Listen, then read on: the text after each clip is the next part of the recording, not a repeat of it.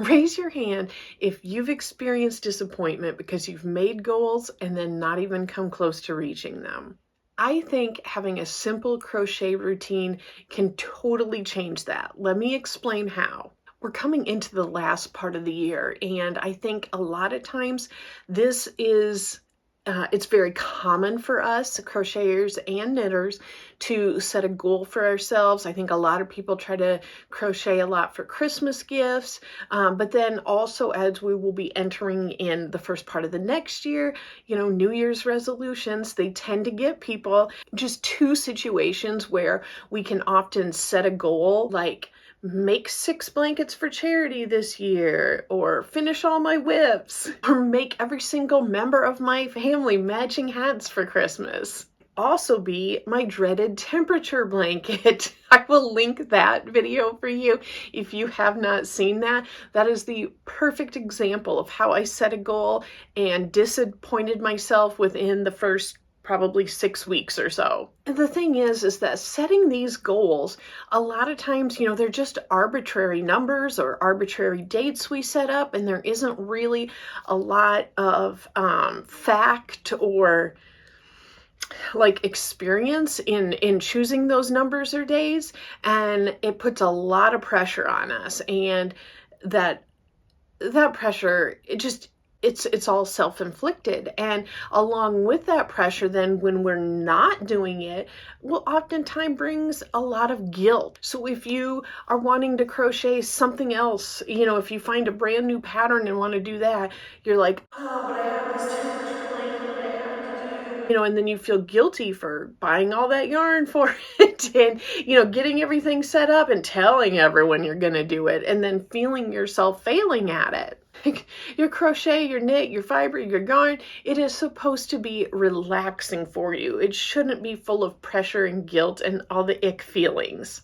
I think it's super easy for us when we're looking at Instagram or YouTube or anything out there to see how much stuff is being produced all the time, and somehow think that we are supposed to also be producing those same numbers, when really we can accomplish a lot more just by being consistent. So here's why I think having a good routine is so much better than setting goals. In order to do this, I want to say that I'm defining these two words by saying a goal is a destination. Finish a temperature blanket, for example, where a routine is just a system, and that system could be whatever you need it to be to fit into your lifestyle. Maybe it is crocheting for 15 minutes every morning just to get a little extra practice time in, or maybe it's anytime you sit down to watch a show, you crochet. And it could be anything, whatever system works best for you. But for the simplicity of the video, we'll just say crochet 1 hour a night. The reason I think that a routine is going to be better is because, first off, a routine is going to be more flexible. I think a good example of this is I had all these goals that I wanted to do before I ended up having my hysterectomy. And, I was going to put out my digital magazine. That was the big one. I was trying to get back on track with my monthly email, things like that. And life changed that up on me. And my body and my mind and everything was like, you're going to have to let go of some of these things and come back to them later. So that goal really just got pushed by the wayside. But if I would have had a little bit different perspective and been like, for example, work on your digital magazine for 20 minutes every weekday, that would have at least kept my progress going and gotten me further than this all or nothing kind of mentality.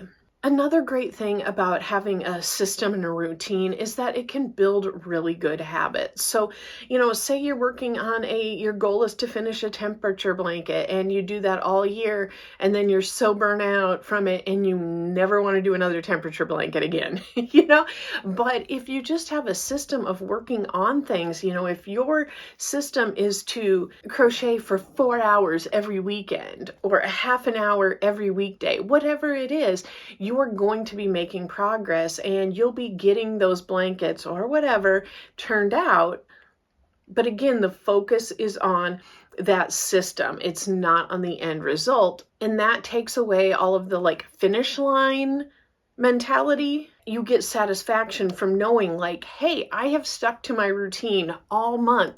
I have done that extra 15 minutes of crochet every day and I've stuck to my routine. That is something to be proud of, as opposed to the pressure of not actually finishing my temperature blanket, and then 9 months go by and I'm feeling like a failure and I end up with nothing to show for it, nothing to feel satisfied about, because everything was about the end result that I never actually got to. And I should say, for like an FYI or whatever, I do have like a playlist that I will link where it shows the decline, where I was like super excited to get started on it, and then it went down and down and down. And then I did like a follow-up video, I think like a year or two later, and was like, hey, maybe you shouldn't be doing a temperature blanket. So I guess this might just be a little bit of a preemptive video to the New Year's. I didn't start out wanting to make this video about the temperature blanket, but honestly, that's probably like one of my biggest fails I've had. And so as I'm like sitting here talking to you, that's just kind of what all's going through my mind, is that particular project that was just a colossal nothing. It turned into a colossal nothing. So we're in Q4 of the year right now, and I think it is so easy to think, you know what, Shannon, these are great ideas. I'll start doing that in January. But I want to really encourage you to actually start implementing this now in the last quarter of the year instead of waiting to the new year. Your crochet or knitting doesn't follow the calendar schedule. It is something that happens all the time, and there's ups and there's downs, and there's waxes and there's wanes. But this last quarter might actually be the perfect time for you to really, I don't want to say like buckle down, but really might be a great time for you to implement these routines. And you can go into these winter holidays with like a momentum building instead of, that crash at the end where, if you've struggled to make a hat for every single member of your family and now you can't stand the sight of your own yarn, you don't have that. Instead, you're just like building that momentum. And this is the perfect time for you to like basically have a trial run, a test drive of what routine really works best for you.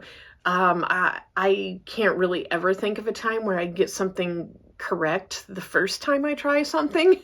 I usually have to make so many different modifications, and it takes me a while to really figure out what I'm trying to do and trying to achieve, that it may have to be switched up a few times. And if you start now and kind of perfect that routine and figure out what works best for you, then that puts you in such a great position where when January hits, boom, you are like out the door and running. You are ready to go because you've already established that routine. You're not going to have that like breaking in period, or, the feeling discouraged if you're having to make adjustments, because you've already done that in this fourth quarter. If this seems totally overwhelming for you, I totally get it, because I'm a person who needs routine but hates routine at the same time. I was in my late 40s when I got an official ADHD diagnosis, so I totally get all of that. And what I can tell you is that by setting up some easy routine things, it makes it so much more doable. So the first thing I would encourage you to do, if you need a little help creating a routine, if you are not one of those people who are just like really good at scheduling and all that, is to really find a time that works for you. I like to get up a little bit earlier than my husband and the dog, and I like to sit in the morning before we get ready for work and just kind of sit there in the quiet, drink some coffee, and that is the perfect time to get in about 20 extra minutes of crochet, where it's just silence. If I want to listen to a podcast, or if I just want to like sit and contemplate some things while crocheting, that is the perfect time. But for you, it might be at night when you have a certain show you always like to watch. It could be when you're dropping your kids off and you have to wait for them at dance practice or whatever. Just find something where it fits more naturally into your schedule, where you're not having to rearrange a bunch of stuff, just where you can fit it in. Even if it doesn't seem like it's perfect, the second tip I have would be to start small. So maybe it's honestly just like 15 minutes.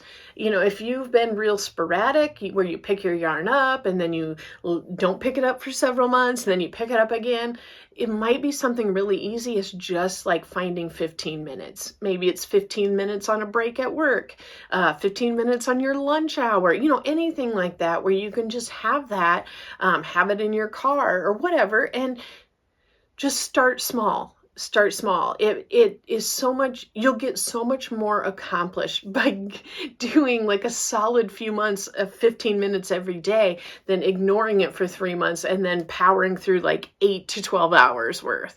I have done both, so I can tell you that for sure, with certainty. One of the biggest things for me is having easy access. I am terrible if I feel like there are obstacles to do something. So if I have to go get my reading glasses, if I have to find a hook, if I have to find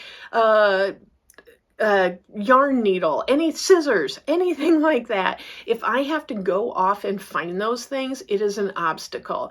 If I have to come up to my yarn room, like that is an obstacle. Like, I know it doesn't seem like it's a big one, but for me, it is something that definitely gets in the way. So I know when I am working on something, I need to have it handy. I need to have it easily accessible, so I don't have to exert extra energy starting the project. It's just boom, it's already here.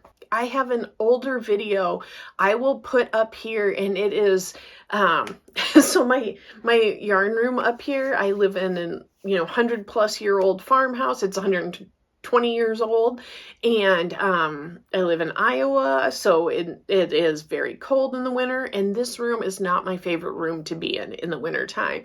So I had to create a little nook down in my living room that made it a lot easier for me to be able to just pick up my crochet in the winter time and just be able to hop on into it. But I'll link that up here for you if you're curious. So I kind of mentioned this tip earlier, but it's pair your crochet or knit or whatever with something else that brings you joy. So, like I have been loving making myself chais lately. I've been doing the iced chai, but I'll probably be going into the hot chai very, very soon. So that is something where if I'm sitting there, and like I said, when I'm getting ready in the morning and it's just quiet and I put on a podcast and drink my coffee, and it's a very soothing experience for me, and I'm getting like multiple stimuli of things that are comforting and feel good to me, and it makes that routine not really feel like it's a routine, that it's not something I have to do, that it's more of like a treat for me. Now, this one is kind of like 50-50. I don't think I do quite as well with this, but some people do super good. And that would be to like find some way to track your routine. So if you put like a sticker in your planner, that's about the only way I can do things. But if you have a whiteboard, or you have whatever you're tracking, or however you like to track, if you're tracking your consistency, if you're wanting to crochet 15 minutes every weekday, you mark down that you got that, and then you can see those squares building up or whatever, and just be able to really get that sense of accomplishment from that. For me personally, that just feels like an extra chore or an obstacle, so I don't really do that, but I know that tracking can be a really great motivation for other people. But basically, you just need to celebrate the process and the effort you're putting into it, and the knowledge you're getting, and the practice you're getting, the skills you're improving, as opposed to thinking about the quantity you're finishing. Crochet and knit, it is